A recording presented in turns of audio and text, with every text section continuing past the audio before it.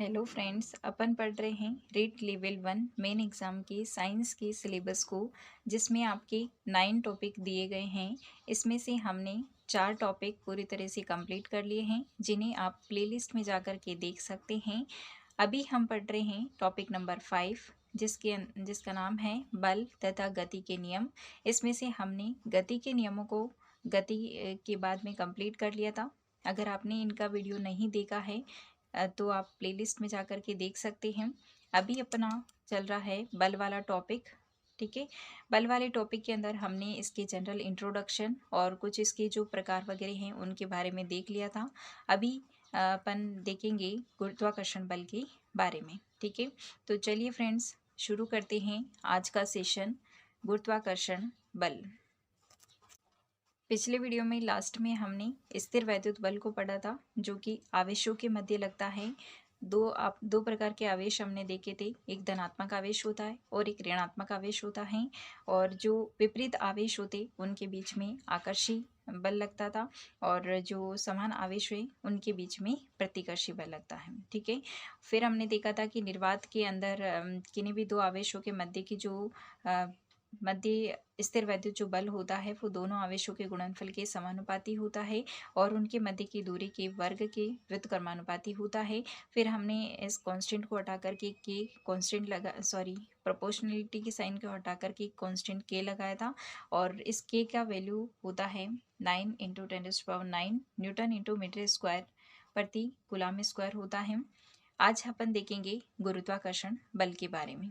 ठीक है फ्रेंड्स, इसमें भी ऐसा ही एक फॉर्मूला आएगा। ठीक है, इसलिए इस वाले फॉर्मूले के जैसा ही होता है, वहाँ पे द्रव्यमान आ जाएगा, और बाकी यहाँ पे गुरुत्वाकर्षण बल है तो यहाँ पे ग्रेविटेशनल कांस्टेंट आएगा। ओके, चलिए फ्रेंड्स, अपन इसके बारे में भी देखते हैं। गुरुत्व बल जो होता है, इसको हम गुरुत्वाकर्षण बल भी कहते हैं। ये पृथ्वी का आकर्षण बल होता है, अर्थात पृथ्वी प्रत्येक वस्तु को अपनी ओर खींचती है, आकर्षित करती है। यही आकर्षण गुरुत्व बल होता है। इसी बल के कारण हम पृथ्वी पर टिके हुए रहते हैं, और यानी कि कोई भी वस्तु होती है वो ऊपर से गिराने पर नीचे ही आती है, उसका कारण भी गुरुत्व बल होता है। नदियों का पानी नीचे की ओर ही क्यों बहता है, उसका कारण भी गुरुत्व बल है। चंद्रमा का पृथ्वी के चारों ओर परिक्रमण करना, वो भी गुरुत्वाकर्षण बल के कारण होता है। ज्वार भाटा वगैरह उत्पन्न होना, ये सब गुरुत्वाकर्षण के कारण होता है। ठीक है, किसी भी वस्तु का भार, देखिए फ्रेंड्स, भार और द्रव्यमान दो अलग अलग चीजें हैं। ठीक है, दोनों अलग अलग कॉन्सेप्ट है। किसी भी वस्तु का जो भार होता है वो पृथ्वी के द्वारा उस वस्तु पर लगने वाला गुरुत्व बल होता है। किसी भी वस्तु का भार पृथ्वी के द्वारा उस पर लगने वाला गुरुत्व बल होता है, जबकि द्रव्यमान तो उसका मतलब कि उसका जितना मास होता है वो द्रव्यमान होता है। लेकिन भार क्या होता है, किसी भी वस्तु पर जितना गुरुत्वाकर्षण बल लग रहा है वो उसका भार होता है। गुरुत्वाकर्षण बल के अन्य उदाहरण, जैसे हमारा पृथ्वी पर बंधे रहना, सूर्य के चारों ओर ग्रहों की गति, तारे उत्पन्न होना, और समुद्र ब्रह्मांड की संरचना और विकास आदि। ठीक है, आगे हम देखते हैं गुरुत्वाकर्षण का सार्वत्रिक नियम। इस नियम के प्रतिपादक आइजैक न्यूटन हैं, और इस नियम के अनुसार किन्हीं भी दो वस्तुओं के मध्य लगने वाला गुरुत्व बल यानी कि गुरुत्वाकर्षण बल दोनों वस्तुओं के द्रव्यमानों के गुणनफल के समानुपाती होता है, और उनके मध्य की दूरी के व्युत्क्रमानुपाती होता है। ठीक है, दूरी के वर्ग और उनकी मध्य की जो दूरी होती है उसके वर्ग के व्युत्क्रमानुपाती होता है। यानी कि जो गुरुत्वाकर्षण बल होता है, किन्हीं भी दो वस्तुओं के मध्य जब लगता रहता है तो उन दोनों वस्तुओं के द्रव्यमानों की, यानी कि एक वस्तु का द्रव्यमान मान ले m1 है, दूसरे का मान ले कि m2 है, तो दोनों वस्तु के द्रव्यमानों के गुणनफल के तो समानुपाती होता है, और उन दोनों वस्तुओं के मध्य की दूरी जो होती है उसके वर्ग के व्युत्क्रमानुपाती होता है। ठीक है फ्रेंड्स, जब हम समानुपाती की कांस्टेंट को हटाते हैं तो यहाँ पे एक कांस्टेंट लगाते हैं कैपिटल जी, यानी ये होता है हमारा गुरुत्वाकर्षण नियतांक, जिसको सार्वत्रिक गुरुत्वाकर्षण नियतांक भी कहते हैं। इसका मान निकाला था हेनरी कैवेंडिश ने। ठीक है, इसका मान होता है 6.67 into 10⁻⁻11 newton into metre square प्रति स्क्वायर। देखिए फ्रेंड्स, ये इनकी यूनिट होती है, और ये कैसे निकाली जाती है, जैसे यहाँ पर है जी की यूनिट हमको निकालनी है। देखिए फ्रेंड, जैसे ही हम जी को बाहर निकालेंगे, तो जी को बाहर निकालेंगे तो ये एफ जो है वो आर स्क्वायर से मल्टीप्लाई हो जाएगा, तो एफ इंटू आर स्क्वायर, और इसके जो साथ में है M1 और M2 उसको हम नीचे रखेंगे। ठीक है, फिर इसकी यूनिट देखनी है, तो बल जो होता है उसकी यूनिट क्या होती है, न्यूटन होती है।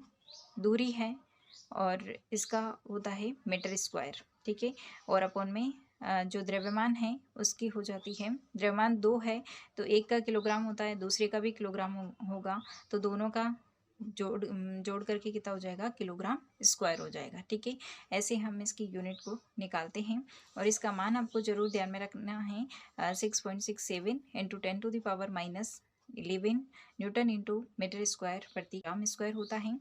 यहाँ पे M1 और M2 दोनों वस्तु का द्रव्यमान है, R दोनों वस्तुओं के मध्य दूरी होती है, F यहाँ पे गुरुत्वाकर्षण बल है। ठीक है फ्रेंड्स, अब हम देखते हैं गुरुत्वीय क्षेत्र के बारे में। गुरुत्वीय क्षेत्र क्या होता है, वस्तु के चारों ओर का वह स्थान जिसके अंदर उसका गुरुत्वाकर्षण बल लगता है वो गुरुत्वीय क्षेत्र कहलाता है। वस्तु के चारों ओर का वह स्थान जिसमें उसका गुरुत्वाकर्षण बल लगता है वो उसका गुरुत्वीय क्षेत्र कहलाता है। यानी कोई भी वस्तु, जैसे यहाँ पर वस्तु रखी हुई है, तो उसके चारों ओर का वह क्षेत्र जहाँ तक उसको गुरुत्वाकर्षण का अनुभव होता है। ठीक है, यानी कि दूसरी वस्तुएं उसको बांध के रखती है, किसके कारण, गुरुत्वाकर्षण बल के कारण, और ये लगता किसके कारण है, पृथ्वी के द्वारा ही लगाया जाता है। नेक्स्ट हम देखते हैं गुरुत्वीय त्वरण के बारे में। वस्तु में उत्पन्न वह त्वरण जो गुरुत्वीय बल के कारण उत्पन्न होता है उसको हम गुरुत्वीय त्वरण कहते हैं। ठीक है, गुरुत्वीय त्वरण किसके कारण उत्पन्न होता है, गुरुत्वीय बल के कारण उत्पन्न होता है। इसको हम स्मॉल जे से दर्शाते हैं, और पृथ्वी की सतह पर गुरुत्वीय त्वरण का मान 9.8 मीटर प्रति सेकंड स्क्वायर होता है। ठीक है, ये तो आपको ध्यान में ही रखना होगा कि पृथ्वी की सतह पर गुरुत्वीय त्वरण कितना होता है, 9.8 मीटर प्रति सेकंड स्क्वायर होता है। गुरुत्वीय त्वरण गिरने वाली वस्तु के द्रव्यमान पर निर्भर नहीं करता है। सभी गिरती हुई वस्तुएं समान त्वरण से पृथ्वी की ओर अग्रसर होती हैं।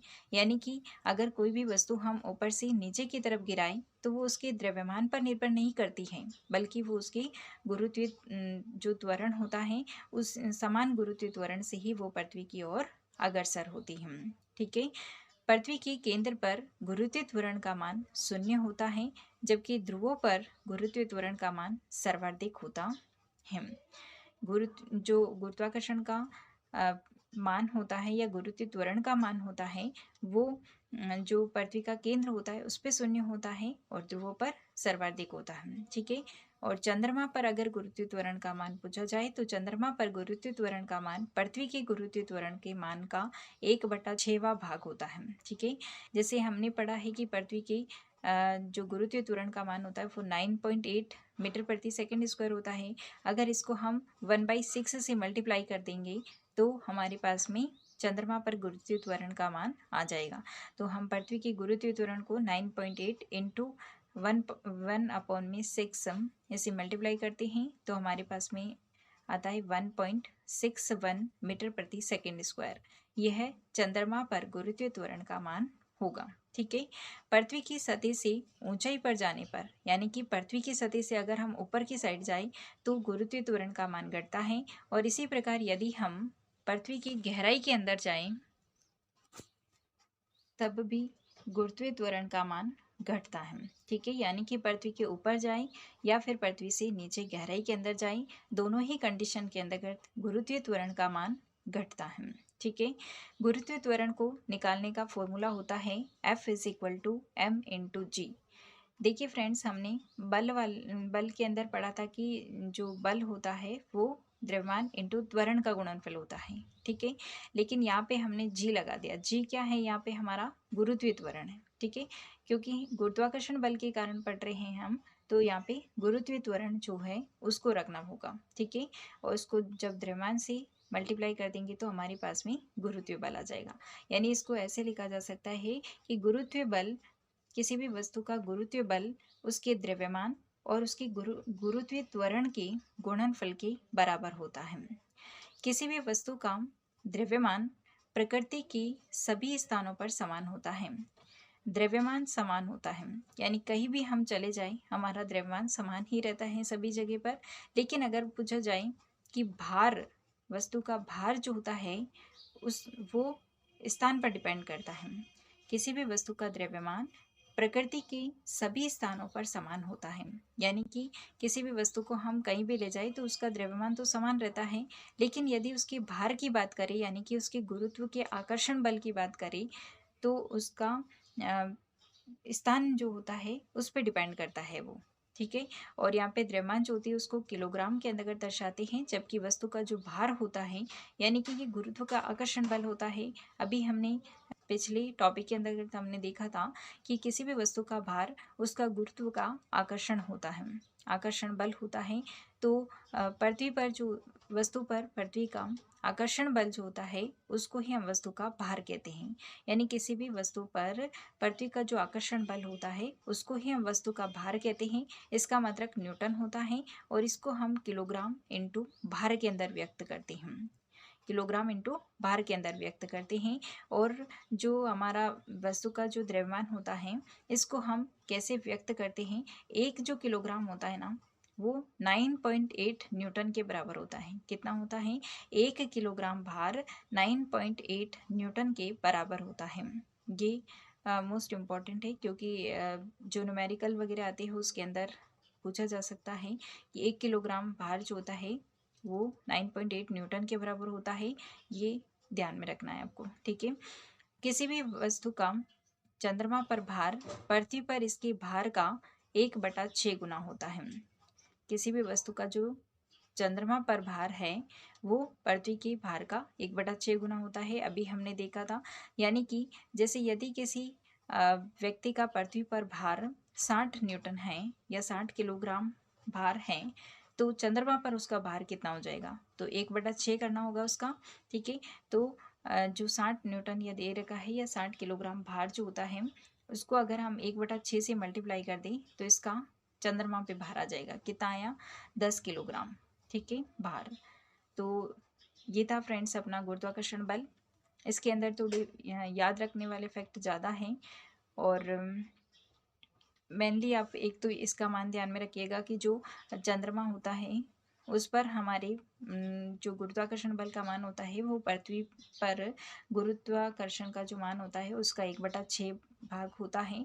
फिर 1 किलोग्राम के अंतर्गत 9.8 न्यूटन जो है उसके बराबर होता है। 1 किलोग्राम 9.8 न्यूटन के बराबर होता है।